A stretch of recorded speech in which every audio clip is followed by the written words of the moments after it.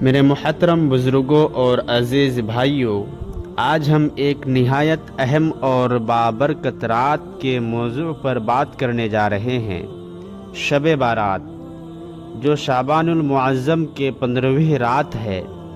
شب بارات کیا ہے؟ شب بارات کے معنی ہیں نجات کی رات، بخشش کی رات، فیصلوں کی رات۔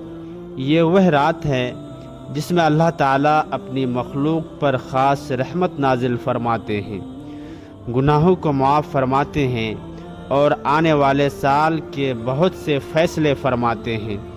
قرآن کی روشنی میں اللہ تعالیٰ قرآن مجید میں ارشاد فرماتے ہیں، فیہا یفرق کل امر حکیم، اس رات میں ہر حکمت والا معاملہ طے کر دیا جاتا ہے۔ مفسرین کے مطابق اس آیت کا تعلق ایسی بابرکت رات سے ہے جس میں اللہ تعالیٰ کے فیصلے نازل ہوتے ہیں، اور شب بارات بھی انہی عظیم راتوں میں شامل ہے۔ نبی کریم صلی اللہ علیہ وسلم نے ارشاد فرمایا، اللہ تعالیٰ شعبان کی 15ویں رات اپنی مخلوق کی طرف متوجہ ہوتا ہے اور سب کو بخش دیتا ہے سوائے مشرک اور کینہ رکھنے والے کے۔ ذرا سوچئے، اللہ تعالیٰ سب کو معاف فرما رہے ہیں، مگر دل میں بغض، کینہ اور نفرت رکھنے والا اس رحمت سے محروم رہ جاتا ہے۔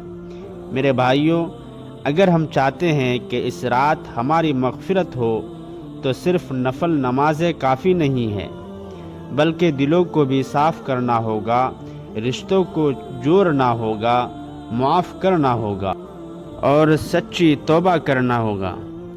شب بارات میں ہمیں کیا کرنا چاہیے؟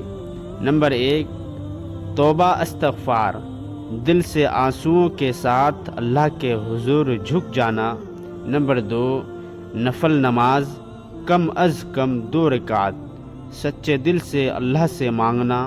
نمبر 3، قرآن کی تلاوت، چاہے تھوڑی ہو مگر توجہ کے ساتھ۔ نمبر 4، درود شریف، نبی کریم صلی اللہ علیہ وسلم پر درود پڑھنا رحمتوں کو کھینچ لانا ہے۔ نمبر 5، دعائے مغفرت، اپنے لیے، اپنے والدین کے لیے، زندہ اور فوت شدہ سب کے لیے۔ اسلام میں بدعات، آتش بازی، شور شرابہ اور گناہوں والی محفلوں کی اجازت نہیں۔ شب بارات عبادت، خاموشی، عاجزی اور اللہ سے لو لگانے کی رات ہے۔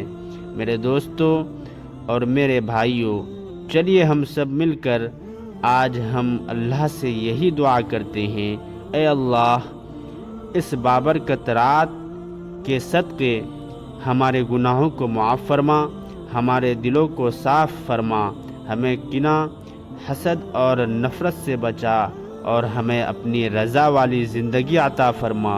آمین یا رب العالمین۔